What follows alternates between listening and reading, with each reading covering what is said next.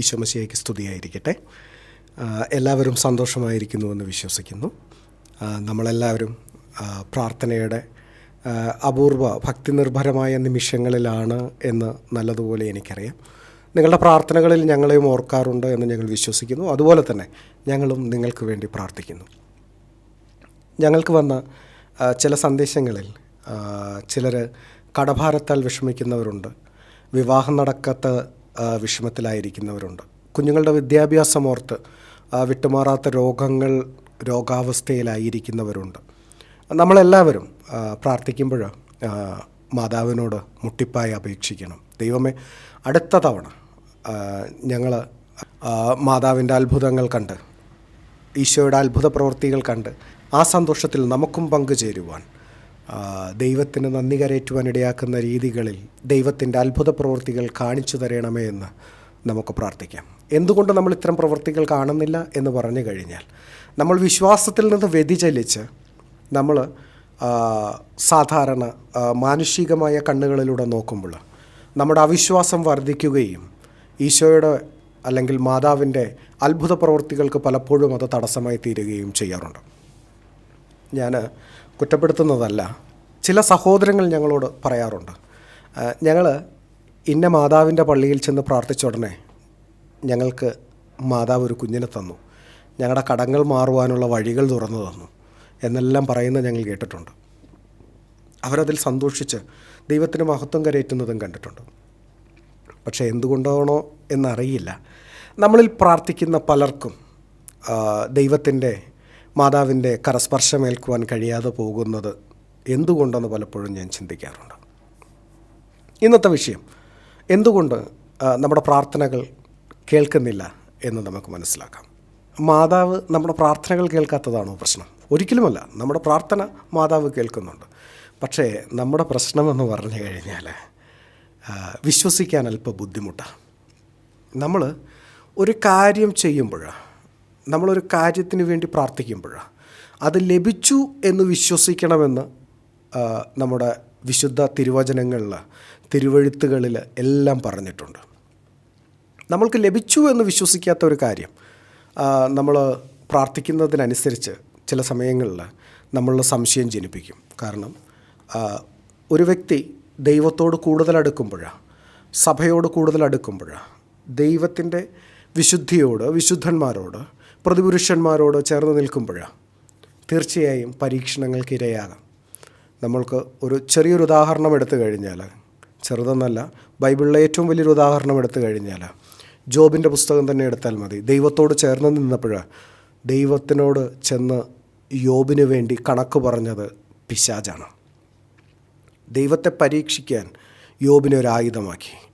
യോബിൻ്റെ വിശുദ്ധിയെ പരീക്ഷിക്കാൻ അവൻ ചെന്ന് ദൈവത്തോട് കണക്ക് പറഞ്ഞു. പക്ഷേ ദൈവത്തിനറിയാം, എൻ്റെ വിശുദ്ധൻ, എൻ്റെ ഭക്തൻ, അവൻ ഒരിക്കലും എന്നെ തള്ളി പറഞ്ഞിട്ട് പോകുകയില്ല എന്ന്. അതുപോലെ ആയിരിക്കണം നമ്മുടെ വിശ്വാസവും. നമ്മൾ പ്രാർത്ഥിക്കും, ദൈവമേ എൻ്റെ കടഭാരങ്ങൾ മാറാൻ സഹായിക്കണമേ എന്ന് പ്രാർത്ഥിക്കും. എന്നിട്ട് നമ്മൾ ചുറ്റുപാടും നോക്കും, ദൈവമേ എനിക്ക് ജോലിയില്ല, പിന്നെ എങ്ങനെ കടം തീർക്കും, എന്നെ സഹായിക്കാൻ ആരുമില്ല, പിന്നെ എങ്ങനെ കടം തീരും. പിന്നെ നമ്മളുടെ ചിലരാണെങ്കിൽ പറയും, ഞങ്ങൾക്ക് ഭാഗ്യമില്ല, ഇല്ലെങ്കിൽ ഭാഗ്യക്കുറിയെങ്കിലും അടിച്ചാനായിരുന്നു എന്ന് പറയും. നിങ്ങളൊരു കാര്യം മനസ്സിലാക്കണം, ദൈവത്തിന് ഇതിൻ്റെയൊന്നും ആവശ്യമില്ല. ദൈവം നിങ്ങളുടെ പ്രശ്നം പരിഹരിക്കാൻ ആഗ്രഹിക്കുന്നുണ്ടെങ്കിൽ ദൈവം അതിനുള്ള വഴിയും കണ്ടെത്തി തരും. നിങ്ങൾ വിശ്വസിക്കുക, പ്രാർത്ഥിക്കുക, അതിനൊപ്പം പ്രവർത്തിക്കുകയും കൂടെ ചെയ്യുക. നിങ്ങൾക്ക് ഒരു പക്ഷേ വിട്ടുമാറാത്ത കടഭാരങ്ങൾ ഉണ്ടായേക്കാം. ഇന്ന് മുതൽ നിങ്ങൾ പ്രാർത്ഥിക്കുമ്പോൾ, നിങ്ങൾ കൊന്ത ചൊല്ലുമ്പോൾ കുടുംബത്തോടൊപ്പം ഇരുന്ന് ചൊല്ലുക. നിങ്ങൾക്ക് കിട്ടുന്ന സമയങ്ങളിലെല്ലാം മാതാവിനെ മുറുകെ പിടിക്കുക. അമ്മ, എൻ്റെ പ്രശ്നം ഇന്നതാണ്, എൻ്റെ സാമ്പത്തികമായ പ്രശ്നങ്ങൾക്ക് പരിഹാരം തരണം. നിങ്ങളൊരു 90 ദിവസത്തേക്ക് ഇത് മാത്രം പ്രാർത്ഥിക്കുക. നിങ്ങളുടെ വിശ്വാസങ്ങളെ ഏറ്റുപറ, നിങ്ങളുടെ തെറ്റുകളെ ദൈവത്തോട് ഏറ്റുപറഞ്ഞ് ക്ഷമ ചോദിക്കുക. നിങ്ങളുടെ പ്രാർത്ഥനയ്ക്ക് മറുപടി വരും. നമ്മുടെ കുഞ്ഞുങ്ങൾ ചിലപ്പോൾ പഠിത്തത്തിൽ പുറകോട്ടായിരിക്കാം. ചെന്ന് ദൈവത്തോട് പറ, ദൈവം എൻ്റെ മക്കൾക്ക് പഠിക്കാൻ ബുദ്ധിയില്ല, അവർക്ക് പഠിച്ചാൽ ഓർമ്മയിൽ നിൽക്കുന്നില്ല, അവരുടെ ബുദ്ധിശക്തിയെ വർദ്ധിപ്പിച്ചു കൊടുക്കണമേ, അവരുടെ ചിന്താഗതികളെ ഉണർത്തണമേ എന്ന് പ്രാർത്ഥിക്കുക. ദൈവം അത്ഭുതം ചെയ്യും. നിങ്ങൾ പരീക്ഷകൾക്ക് പോകുന്നതിന് മുമ്പേ എത്ര തിരക്കെന്ന് പറഞ്ഞാലും നിങ്ങൾ മാതാപിതാക്കൾ ഒരു ഞായറാഴ്ചയെങ്കിലും കുട്ടികളുടെ കൂടെ പള്ളിയിൽ ചെന്ന് പ്രാർത്ഥന കഴിയുമ്പോൾ, കുർബാന കഴിയുമ്പോൾ അച്ഛൻ്റെ അടുത്ത് ചെന്ന് പറയണം, ഞങ്ങളുടെ കുഞ്ഞുങ്ങളുടെ തലയിൽ കൈവച്ച് പ്രാർത്ഥിച്ച് അനുഗ്രഹിക്കണമെന്ന് പറ. ദൈവം അത്ഭുതം പ്രവർത്തിക്കും. ദൈവത്തിൻ്റെ അഭൗമികമായ അനുഗ്രഹത്താൽ അവർ നിറയപ്പെടുവാനിടയാകും. ബാലനെ നടക്കേണ്ട വഴിയിൽ അഭ്യസിപ്പിക്കുവിൻ, അവൻ വൃദ്ധനായാലും അത് വിട്ടുമാറുകയില്ല എന്ന് പറഞ്ഞ വേദവചനത്തിൻ്റെ അടിസ്ഥാനത്തിൽ നിങ്ങൾ അവന് എന്ത് നൽകുന്നുവോ അവൻ ഭാവിയിൽ അത് പിന്തുടരുവാനിടയായിത്തീരും. അവൻ്റെ തലമുറ അനുഗ്രഹിക്കപ്പെടും, അവൻ തൊടുന്നതെല്ലാം അനുഗ്രഹിക്കപ്പെടും. നിങ്ങൾക്ക് വിട്ടുമാറാത്ത രോഗമാണോ? നിങ്ങൾ ചെന്ന് ദൈവത്തോട് പറ, അമ്മ എനിക്ക് സഹിക്കാൻ വയ്യ, എൻ്റെ വേദന എനിക്ക് സഹിക്കാൻ വയ്യ, ഒന്ന് പറയണേ, എന്നെ ഒന്ന് സഹായിക്കണമേ. ഇനി നിങ്ങളുടെ ഉള്ളിൽ അവിശ്വാസമുണ്ടെങ്കിൽ അതും ചെന്ന് പറ, എനിക്ക് വിശ്വസിക്കാൻ അല്പ ബുദ്ധിമുട്ടുണ്ട്, ഞാൻ അത്ഭുതം കണ്ടല്ലാതെ വിശ്വസിക്കില്ല, അതും പറഞ്ഞ് പ്രാർത്ഥിക്കുക. ദൈവം പ്രവർത്തിക്കും, ഉറപ്പായും പ്രവർത്തിക്കും. നിങ്ങൾ ഇന്നു മുതൽ ഒരു 90 ദിവസത്തേക്ക് ഓരോ ദിവസവും പ്രാർത്ഥിക്കുന്ന വിഷയങ്ങൾ എന്തെന്ന് എഴുതി വയ്ക്കുക. നിങ്ങളുടെ ആവശ്യങ്ങൾ എന്താണോ അതൊരു പേപ്പറിൽ വ്യക്തമായി എഴുതണം. എഴുതി അതൊരു കവറിനകത്തിട്ട് ഒട്ടിച്ചു വയ്ക്കുക. എന്നിട്ട് നിങ്ങൾ കുരിശ് വരയ്ക്കുന്ന സമയങ്ങളിൽ, നിങ്ങൾ ജപമാല ചൊല്ലുന്ന സമയങ്ങളിൽ അതെടുത്ത് ബൈബിളിൻ്റെ പുറത്ത് വെച്ച് അതിൽ കൈവച്ചിട്ട്, ദൈവമേ ഞങ്ങൾ വിശ്വസിക്കുന്നു, അങ്ങ് ഞങ്ങൾ ഇതിൽ ആവശ്യപ്പെട്ടതെല്ലാം ഞങ്ങൾക്ക് തന്നു എന്ന് ഞങ്ങൾ വിശ്വസിക്കുന്നു എന്ന് പറഞ്ഞ് വിശ്വാസത്തോടെ ഏറ്റുചൊല്ല.